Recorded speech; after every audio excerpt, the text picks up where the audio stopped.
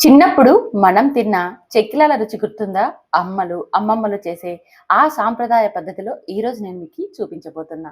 చాలా చాలా కరకరలాడుతూ చాలా రుచిగా ఉంటాయి. ఒక్కసారి చేసి పెట్టుకున్నామంటే నెల రోజుల పాటు నిల్వ ఉంటాయి. తక్కువ ఇంగ్రీడియెంట్స్‌తో మనం మంచిగా తయారు చేసేసుకోవచ్చు. మరి ఇంకెందుకు ఆలస్యం? వీడియోని చివరి దాకా చూసి మీరు ట్రై చేసి ఎలా వచ్చాయో కామెంట్ చేయండి. దీనికోసం ఒక కప్పు వేరుశనగ విత్తనాల్ని వేయించి పొట్టు తీసి పెట్టుకోవాలి. మీరు ఏదైనా సరే ఒక గ్లాస్ కానీ లేదా ఒక గిన్నె కానీ కొలతగా తీసుకోండి. దానితోనే అన్ని ఇంగ్రీడియంట్స్‌ని వేసేసుకోండి. ఇప్పుడు మనం వేయించుకున్న వేరుశనగ విత్తనాలని ఒక కప్పు తీసుకున్నాం కదా! వాటిని మిక్సీ గిన్నెలో వేసి మెత్తని పౌడర్‌లాగా గ్రైండ్ చేసి పక్కనుంచుకోండి.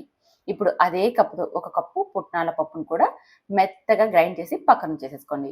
ఇప్పుడు ఏ కప్పుతో అయితే పుట్నాలు, వేరుశనగ విత్తనాలు తీసుకున్నామో అదే కప్పుతో 6 కప్పుల పొడి బియ్యపు పిండిని తీసేసుకోండి. మామూలుగా ఇంట్లో రొట్టె కోసం తయారు చేసుకుంటూ ఉంటాం కదా! ఆ పొడి బియ్యపు పిండేనండి.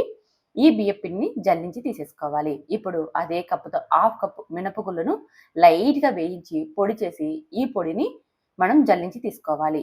మనం మిక్సీలో పట్టాం కాబట్టి కాస్త బరక ఉంటుంది. అందుకని జల్లించి తీసుకోవాలి. బరక ఎక్కువగా ఉందనుకోండి మళ్ళీ మిక్సీ గిన్నెలోకి వేసేసుకొని మళ్ళీ గ్రైండ్ చేసేసుకోండి. కొంచెం పౌడర్ కట్టి గ్రైండ్ అవ్వడం కష్టం కాబట్టి కొద్దిగా బియ్యపు పిండిని యాడ్ చేసుకున్నారంటే ఇది సాఫ్ట్‌గా గ్రైండ్ అయిపోతుంది.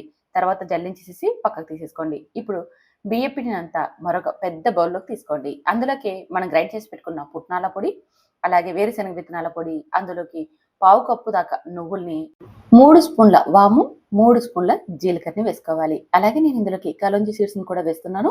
మీకు ఇష్టం ఉంటే వేసుకోండి. లేదంటే స్కిప్ చేసేసుకోవచ్చు.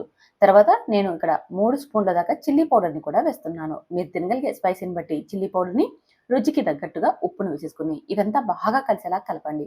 ఉప్పు, కారం మనం వేసిన ఇంగ్రీడియెంట్స్ అన్నీ కూడా ఈ బియ్యపు పిండిలో చక్కగా కలిసిపోవాలి. అందుకని మొత్తం పిండంతా కూడా బాగా కలిసేలా కలిపి ఇప్పుడు రుచి చూడండి. ఉప్పు కానీ, కారం కానీ తక్కువ అనిపిస్తే ఇప్పుడే వేసేసుకోండి. నాకైతే కాస్త ఉప్పు తగ్గినట్టు అనిపించి మరికొద్దిగా వేసి కలిపేశాను. ఇలా కలుపుకున్నాక ఇప్పుడు ఇందులోకి 100 గ్రాముల దాకా నూనెను బాగా వేడి చేసి ఇందులోకి వేసేసుకోవాలి. ఈ నూనె పిండికి బాగా అంటేలాగా కలుపుకోవాలి. నూనె వేస్తానే వేడి ఎక్కువగా ఉంటుంది కాబట్టి ఫస్ట్ పొడి పిండినంతా ఆయిల్ పైకి చల్లి తర్వాత పిండి మొత్తం ఇలా మంచిగా కలిసేలాగా కలుపుకోవాలి. ఇక్కడైతే నేను తీసుకున్న ఈ పిండి అంతా కూడా చెక్కిలాలు చేయడం లేదు. నిప్పట్టు ప్లస్ చెక్కిలాలు 2 రకాలు చేస్తున్నాను. సగం పిండిని తీసుకొని ఇప్పుడు మీకు చెక్కిలం ఎలా ఒత్తాలో చూపిస్తున్నాను. నిప్పట్టు కూడా చేశానండి. ఆ వీడియో కూడా డిస్క్రిప్షన్‌లో ఇస్తాను. ఒకసారి చూడండి.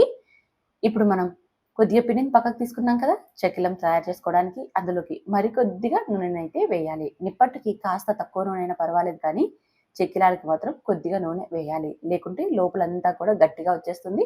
గుల్ల గుల్లగా పొంగుతూ రాదు. అందుకని నేను ఇక్కడైతే మరొక 50 గ్రాముల దాకా నూనెనైతే వేడి చేసి వేసేసాను. నూనె వేశాక పిండిని మరొక్కసారి బాగా కలిసేలా కలిపి ఇప్పుడు ఇందులోకి కొద్దిగా నీళ్ళని, చల్ల నీళ్ళేనండి, వేడి నీళ్ళు కాదు, వేసుకుంటూ పిండిని చపాతీ ముద్దలాగా తడుపుకోవాలి. మరి ఎక్కువ వాటర్ వేయకండి, తక్కువ వాటర్ వేయకండి. లూజ్‌గా ఉన్న చెక్కిలాలు సరిగా రావు. గట్టిగా ఉన్నా సరే మనం ఒత్తడానికి చాలా కష్టమవుతుంది. పొంగుతూ రావు.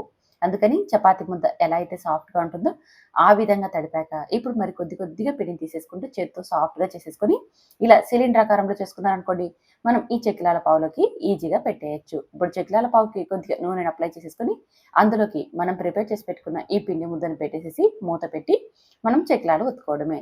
చాలామంది కొన్ని ప్రాంతాల్లో మురుకులు, చుట్టలు అని పిలుస్తారండి. మేమైతే మాత్రం చెక్కిలాలు అని పిలుస్తాము.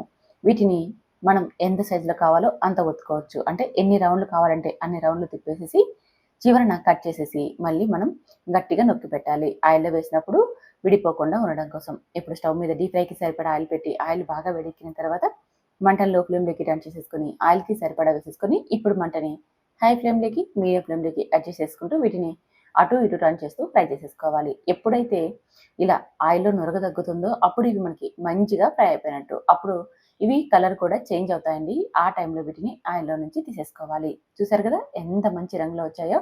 చాలా చాలా బాగుంటాయండి కరకరలాడుతూ. ఇలాగే అన్నీ ఫ్రై చేసేసుకోవడమే. ఇక్కడ నేను మీకు 2 రకాలుగా ఒత్తాను. మనం ఒకటి ఇప్పుడు రౌండ్ షేప్‌లో ఒత్తాం కదా! ఇప్పుడు దీన్ని రిబ్బన్ పకోడా అంటారు. ఇలా కూడా ఒత్తుకోవచ్చు. పిల్లలకి ఒకే రకంగా చేసి పెట్టామంటే బోర్ కొట్టేస్తుంది. ఇలా 2, 3 రకాల డిజైన్స్ వేసామనుకోండి పిల్లలకు ఏవి నచ్చితే అవి తినేస్తారు. మనం ఒకే పిండితో తయారు చేస్తున్నాం కాబట్టి ప్లేట్లు మార్చేసేసుకొని ఇలా రకరకాలుగా తయారు చేసేసుకోవచ్చు. ఇక్కడ నేనైతే 2 రకాలుగా చేశానండి. ఒకటి రిబ్బన్ పకోడా, మరొకటి ప్లెయిన్ చెక్కిలాలన్నమాట. ఇలా చేసేసి మనం వీటిని స్టోర్ చేసుకున్నామంటే దాదాపు మనకి ఇవి నెల రోజుల పాటు నిల్వ ఉంటాయి. మిగిలిన పిండితో నేను నిప్పట్టు తయారు చేశానండి. ఇది డిస్క్రిప్షన్‌లో లింక్ ఇస్తాను. ఒకసారి చెక్ చేయండి. మీకు నిప్పట్టు కూడా ఎలా చేసేసుకోవాలో ఆ వీడియోలో ఉంది. మరి చూసారు కదా! మీరు ట్రై చేసి ఎలా వచ్చాయో కామెంట్ చేయండి.